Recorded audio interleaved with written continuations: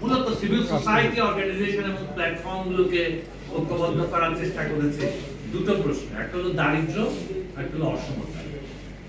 দারিদ্র্যকে শুধু আলাদা ফাইট করা যাবে না যদি অসমতার বিরুদ্ধে লড়াই না করা যায়, বৈষম্য এবং অসমতার বিরুদ্ধে এইটা দিয়ে শুরু হবে। এবং আমরা রিয়েলাইজ করলাম বিভিন্ন প্রান্তের আন্দোলন এবং কেন্দ্রের আন্দোলন, বৈশ্বিক আন্দোলন, আমরা যদি প্রতিষ্ঠানগুলো যেগুলো প্রতিদিন দারিদ্র্য এবং বৈষম্য তৈরি করছে সেগুলোকে যদি আমরা এক্সপোজ না করতে পারি, দারিদ্র্য এবং বৈষম্য তৈরি করার নীতিগুলোকে যদি লড়াই না করতে পারি, তাহলে দারিদ্র্য এবং বৈষম্য মুক্ত পৃথিবী হবে না।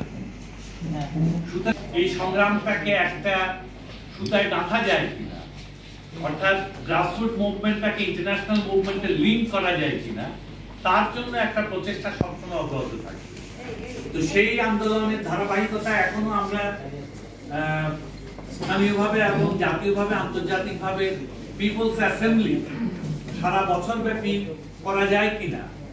মানে অন্যদের একটা শব্দ আছে টাউন হল মিটিং, আমরা বলছি যে টাউন হল মিটিং না, আমরা জনগণের একটা অ্যাসেম্বলি দেখতে চাই, একটা পরিষদ তৈরি করতে চাই, যে পরিসরে সবাই আসবে, অধিকার কর্মীরা আসবে, কৃষক আন্দোলন, শ্রমিক আন্দোলন এবং সমাজের সকল প্রান্তিক জনগোষ্ঠী তারা যুক্ত হবে।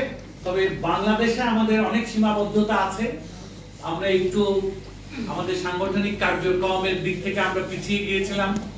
সূত্র একটা প্ল্যাটফর্ম ছিল, ওটার সঙ্গে আমরা যুক্ত ছিলাম। যাই হোক, আমরা আপনারা জানেন যে আগামীকাল থেকে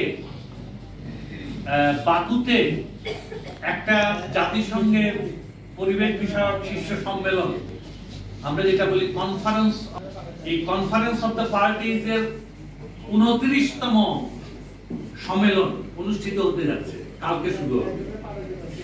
এইটা মানব জাতির জন্য খুবই গুরুত্বপূর্ণ।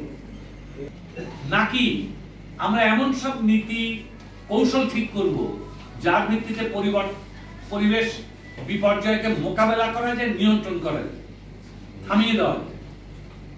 এবং এই থামিয়ে দেওয়ার প্রচেষ্টায় এই আইপিসি বিজ্ঞানী, পরিবেশ বিজ্ঞানী, পরিবেশ আন্দোলন, তারা আইপিসিসির সদস্য হিসাবে, আর এই 29তম বৈঠকের ভেতর দিয়ে গোটা জাতিকে ঐক্যবদ্ধ করার চেষ্টা করা হচ্ছে কতগুলো প্রশ্নে পারা যায় কিনা।